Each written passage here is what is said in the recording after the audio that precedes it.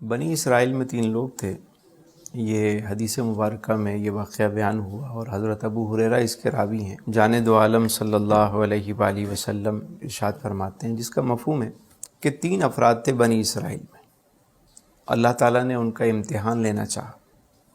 تو ان میں جو پہلا شخص تھا کوڑ کے مرض میں مبتلا تھا. تو ایک دن فرشتہ انسانی روپ میں آیا، چونکہ امتحان مقصود تھا. وہ آیا اور اس نے کہا کہ تمہاری خواہش کیا ہے؟ اس نے کہا میں چاہتا ہوں کہ میں اس مرض سے مجھے نجات ملے، بڑی تکلیف میں ہوں، مطلب لوگ میرے قریب نہیں آتے، مجھ سے گھن کھاتے ہیں، مجھ سے نفرت کرتے ہیں، تو مجھے بھی صحت ملے، میں بھی اچھی زندگی گزاروں. فرشتے نے اس کے بدن پہ ہاتھ پھیرا، دعا کی، اللہ نے صحت دے دی. اس نے پوچھا اور کوئی خواہش؟ اس نے کہا کوئی مال مل جائے. فرشتے نے ایک اسے اونٹنی دی، حاملہ، برکت کی دعا کی اور چلا گیا. آگے گیا تو ایک اور شخص تھا، وہ اب سر سے گنجا تھا، یعنی بال نہیں تھے. جو ایک بیوٹی ہوتی ہے ان بالوں کی، وہ اس کے پاس نہیں تھی. فرشتے نے اس سے پوچھا کہ تم کیا چاہتے ہو؟ اس نے کہا گنجا کیا چاہے گا، بال چاہتا ہوں میں بھی، بال میرے بھی خوبصورت بال ہیں.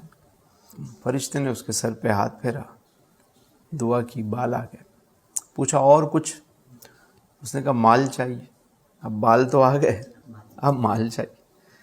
تو فرشتے نے اس کو ایک گائے دی، حاملہ، دعا کی اور آگے چلا گیا. آگے جاتا ہے تو کیا دیکھتا ہے کہ ایک اور شخص ہے جو آنکھوں سے نابینا ہے، یعنی نور بصارت نہیں ہے، دیکھ نہیں سکتا، بلائنڈ ہے. فرشتے نے اس سے پوچھا بھائی کیا خواہش ہے؟ اس نے کہا میں نابینا ہوں. ایک نابینے کی کیا خواہش ہو؟ یہی کہ وہ دنیا دیکھے، اللہ کی بنائی ہوئی اس کائنات کو میں بھی دیکھ سکوں. فرشتے نے اس کے سر پہ ہاتھ پھیرا، آنکھوں پہ ہاتھ پھیرا، دعا کی، ٹھیک ہو گیا. اور پوچھا اور کیا چاہیے؟ اس نے کہا مال مل جائے. تو ایک بکری دی حاملہ اور اس کے لیے دعا کی، برکت کی، اور فرشتہ وہاں سے چلا گیا. تو جو کوڑ والا تھا، پہلا جو شخص تھا جس کو اونٹنی ملی تھی، اس کے مال میں اتنی برکت ہوئی، اللہ نے اتنے اونٹ اور اونٹنیاں دیں کہ پوری وادی اس سے بھر گئی. اور وہ جو دوسرا شخص تھا جس کے پاس گائیں تھی، یعنی اتنی برکت ہوئی کہ پوری وادی گائیں اور بچھڑوں سے بھر گئی. تیسرا شخص جو تھا جس کو نابینا تھا، اس کے بکریاں، بکرے، مطلب بھیڑ بکریاں، پوری وادی بھر گئی اس سے. اب جب وہ خوشحال ہو گئے تو اللہ نے ان کا امتحان لینا چاہا.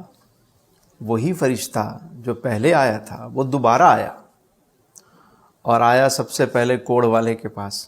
انہوں نے کہا جی میں مسافر سفر میں ہوں، اللہ نے آپ کو اتنا سارا مال دیا ہے، تو میں چاہتا ہوں کہ اس رب کے نام پہ ایک اونٹ مجھے دے دیں. میں سفر میں ہوں، میری سواری کے کام آئے گا، میری ضروریات پوری ہو جائیں گی، آپ کے لیے دعا کروں گا. اس نے کہا یار میرے اپنے معاملات ایسے ہیں، آج کل قرضہ ورضہ ہوا ہے اور پورا نہیں پڑتا، میں اپنے معاملات بڑے مشکل سے چلا رہا ہوں، میں آپ کو کیسے مطلب معذرت کر لی اس نے. فرشتے نے کہا میں تمہیں پہچان گیا، کیا تم وہی نہیں ہو جو کوڑ کا، جس کو مرض تھا، جو ایک انتہائی غریب آدمی تھا؟ اللہ نے تمہیں کرم کیا، تمہیں صحت دی، مال دیا، تو اس رب کے نام پہ ایک اونٹ دینے میں کیا حرج ہے؟ وہ کہنے لگا یہ مال تو ہمارے آباء و اجداد کا ہے، ہم تو جدی پشتی خاندانی لوگ ہیں، اور یہ صحت تو مطلب اللہ شروع سے صحت مند لوگ ہیں، ہم تو خاندانی ہمارا صحت مند. فرشتے نے کہا اگر تو جھوٹا ہے تو اللہ تجھے واپس اسی حالت پہ کر دے. اللہ اکبر. یہ کہہ کے فرشتہ وہاں سے آگے گیا، وہ اپنی پرانی حالت پہ آ چکا. فرشتہ آگے گیا تو وہ جو گنجا تھا اس کے پاس پہنچا، دیکھا تو مال کا ڈھیر ہے اور وہ بھی بڑے جاہو جلال میں ہے. فرشتے نے کہا کہ میں مسافر ہوں، میں چاہتا ہوں ایک گائے مجھے دے دو اللہ کے نام پہ، تمہیں اللہ نے اتنا کچھ دیا ہے، اس کو بیچ کے اپنی سفر کی ضروریات جو ہے وہ پوری کر لوں گا. اس نے بھی رونا دھونا شروع کر دیا، کہا جی میرا اپنا معاملہ ہے، قرضہ ہے، معاملات ہے، مہنگائی ہے، جیسے آج کل ہمارے یہاں لوگ بات کرتے ہیں، اسی طرح کا عذر پیش کیا ہوگا اس نے. فرشتے نے کہا میں تمہیں پہچان گیا، کیا تم وہی نہیں ہو جس کے سر پہ بال نہیں تھے؟ ہیں جو سر سے گنجا تھا، تم وہی نہیں ہو جو انتہائی غریب تھے، اللہ نے اپنے فضل سے تمہیں مال عطا کیا۔ اس نے کہا کیا بات کر رہے ہو میاں، یہ سب تو ہمارا خاندانی معاملہ ہے، ہم تو جدی پشتی امیر رئیس لوگ ہیں، اور یہ حسن و جمال بیوٹی تو ہے ہی ہماری۔ فرشتے نے کہا اگر تو جھوٹا ہے تو اللہ تجھے واپس اسی حالت میں کرتا ہے۔ فرشتہ آگے گیا۔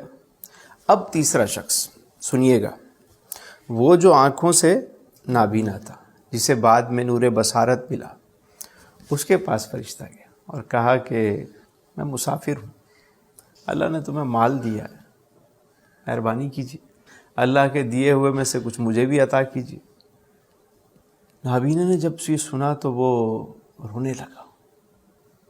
اس نے کہا کہ یہ سب کچھ میرے مالک کا ہی، اسی نے دیا ہے، تو اس کے نام پہ لینا چاہتا ہے تو جو تیرا دل کرے وہ تو لے جا، اور جو تیرا دل کرے وہ چھوڑ دے، تو سب اسی کا ہے۔ تو اس کے نام پہ ایک بکری مانگ رہا ہے، بھائی جو تیرا دل کرتا ہے تو لے جا۔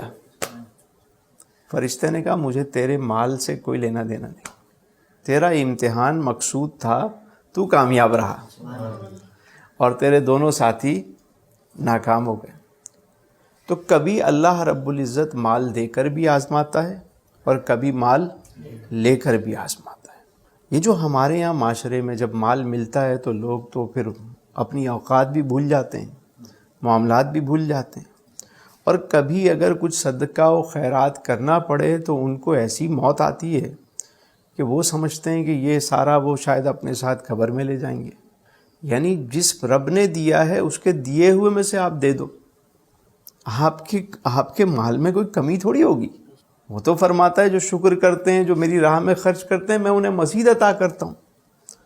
تو یہ مال میں برکت کا ذریعہ ہے، اور موجودہ حالات میں بھی مطلب گلے شکوے چیزیں مطلب لوگوں کے اندر ہم دیکھ رہے ہیں کہ وہ بڑھتی جا رہی ہیں، لہذا بہت زیادہ سنبھل کر، بہت زیادہ احتیاط سے کام لینا چاہیے کہ رب تعالیٰ مال دے کر بھی آزماتا ہے اور مال لے کر بھی آزماتا ہے۔ یہ سارے زندگی کے رنگ ہیں۔